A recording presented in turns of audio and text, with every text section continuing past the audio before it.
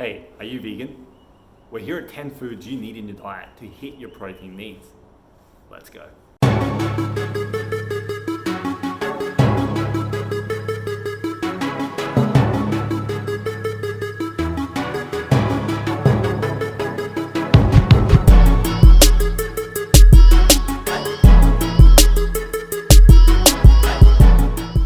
Hey, it's your boy Aleksa, the Climate Dietitian.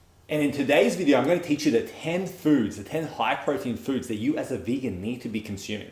So many people believe you can't get your protein needs from a vegan diet. Well, I'm here to dispel that myth.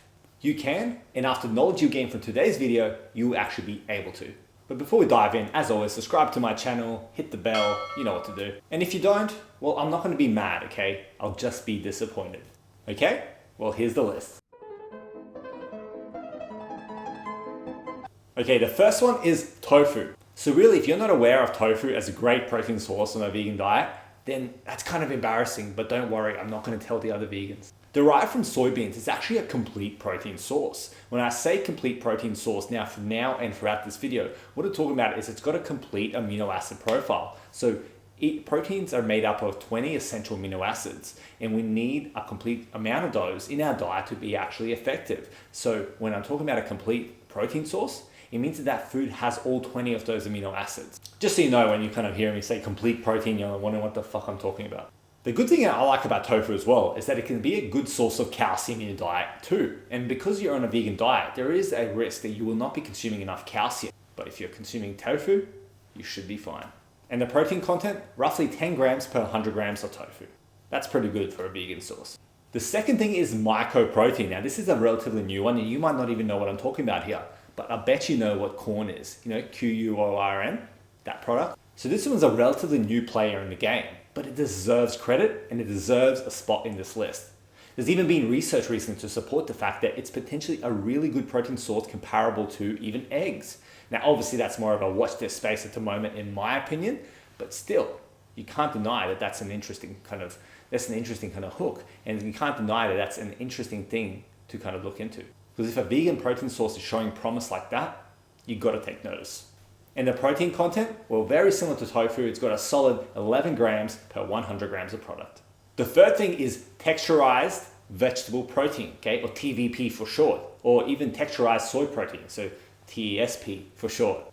This is of course another soy derivative, therefore a complete protein source. But what's interesting is this is a powerhouse, okay, this is a powerhouse of protein. Not only does it act as a good meat substitute, it also acts as a good meat extender and is also easily accessible. But here's the awesome part, okay?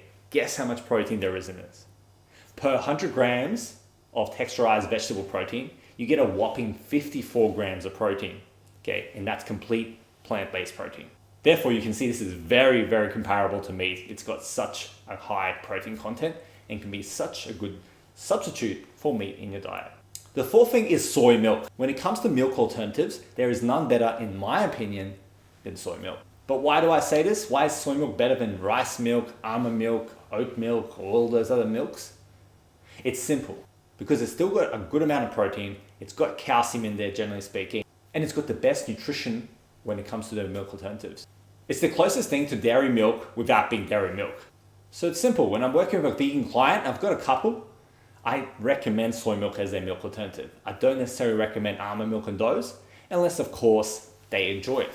But when it comes to just nutrition, you can't go past soy milk. And the protein content, well, depending on the soy milk of choice, but generally speaking, you're looking at around 10 grams per 250 ml serve. That's pretty good. The next one is lentils. Now lentils are a nutrition powerhouse, full of fiber, full of nutrients, and full of protein. You can't go wrong with some lentils in your life. Protein content? Listen, 18 grams per one cooked cup of lentils. Talk about a protein hit, right? Number 6 is legumes. So similar to lentils, they're a nutrition powerhouse, full of nutrients, full of fiber, and full of protein. Of course, I should mention things like lentils and legumes and those sort of foods are not a complete base protein, but if you combine it with a complete base protein like soy in your diet, or even if you're just eating more of these plant-based foods to eat more vegan meals, but you're still eating animal-based foods, you'll still be fine, okay? There won't be an issue there.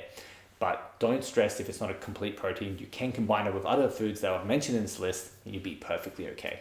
And similar to lentils, legumes have about 15 grams of protein per cooked cup. Number 7 is tempeh. And tempeh is another soy derivative and very similar to tofu, but got some clear differences. And one of the things is because of its hearty taste and its different texture, it actually works as a popular meat alternative for many vegans. Nonetheless, that's all personal, okay? Whether someone prefers tofu or tempeh doesn't matter. What matters here is the protein, because that's what we're talking about, right? Being a soy derivative, it's a complete protein source, and guess how much protein it's got? 19 grams per 100 grams of tempeh.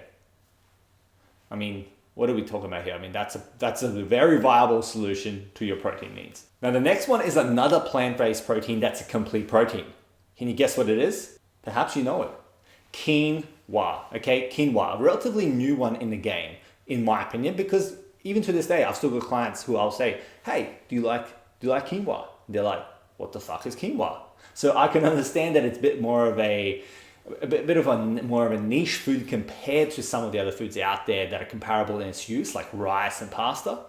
But it's still unquestionably a really good protein source on a vegan diet. Not even just a protein source, and not even just for vegans. I mean, quinoa is full of fiber, full of nutrients, full of goodness that's going to benefit your health. So despite being a new kid on the block, it has a deserving mention here, not only due to its versatility in the kitchen, but because of its nutrition content, including its protein content, which is around 8 to 9 grams of protein per cooked cup. So you can see when you combine that with another protein source, another vegan protein source, you can start to get more of a complete profile, especially because quinoa in itself is a complete protein source. Number 9 is nutritional yeast. Now, nutritional yeast is also a relatively new kid on the block, because only now we're realizing the benefit of it and we're becoming more aware of it as a food source. But make no mistake, nutritional yeast needs to be a staple in the vegan diet, especially if you're looking at fortified sources, because fortified nutritional yeast has a good amount of B12, which you're missing out on following a vegan diet. So if you get the right product, you can actually even get your B12 requirements in without requiring supplements too much. With its cheesy flavor and its versatility in cooking, it's easy to see why we need to talk about it. But of course, this video is about protein, so how much protein is there in this nutritional yeast you speak of, Aleksa? Well, listen up, because this one's an interesting one. Per 28 gram serve, it's got 14 grams of complete protein source. What are we waiting for? Go out and buy some nutritional yeast if you're a vegan. Come on, go out and buy it. After this video, of course. Keep on listening.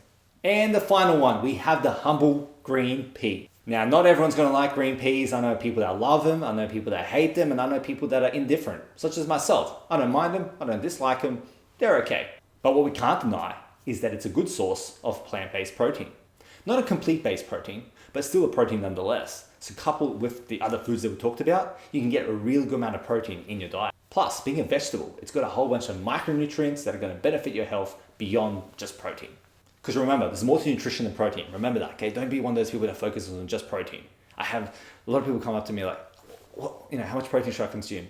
Don't get too bogged down in that. Focus on that, but focus on the bigger picture as well. So how much protein is there in peas? Well, a nice 9 grams per cooked cup. Maybe you're watching this thinking, whoa, per cooked cup, only 9 grams? Well, trust me, when you're looking at the diet and you're looking at how things will add up across the day, you can quickly see how this can make a difference. And also, you got to remember, this is a vegetable that has 9 grams of protein per cooked cup. I mean, where else are you going to find that? So there you go. Hope you've enjoyed this video. There are your 10 high protein foods that you need on a vegan diet. Of course, I'm not saying you need to eat every single one of these, but these are really good sources to consider, because at the end of the day, you can really reach your protein intake. There's nothing stopping you. You just got to plan more. You got to be more strategic, and you got to understand where your protein comes from. And simply put, this is a list that you as a vegan, as a respectable vegan, need to be aware of. So I hope you've learned about some new protein sources, or perhaps I've even inspired you to understand that you can meet your protein needs, and don't let others tell you that you can't reach your protein. I know people who kill it in the gym, like much fitter than myself, who follow vegan diets. You can be strong on a vegan diet. You can gain muscle on a vegan diet. You can lose weight on a vegan diet. You can be healthy on a vegan diet. But the important thing to remember is that it also depends on how you do it. And especially with a vegan diet, you got to be strategic, you got to know what you're doing, and you got to plan more. But at the end of the day, if that's the life you want to kind of follow, if you want to be a vegan, there's no harm in that. Just do it the right way and you'll be fine. But of course, you knew that planning and effort would be a part of it, right? So any questions regarding this, leave them in the comments below, or reach out through Instagram. You can send me a DM there. The link is in the description below. And hope you've enjoyed this video. Hope you've getting some tremendous value from it. Hope you've learned something new. And as always, hit the like button if you have. Tell your friends and family about me. Share this with a vegan that you know. Perhaps one that you know is not following the right vegan diet. You know that they're following an unbalanced, incomplete vegan diet, and you know that they could be benefiting from the advice I've given today. Of course, stay out of trouble, stay classy. I'll talk to you next time, and you have a great day.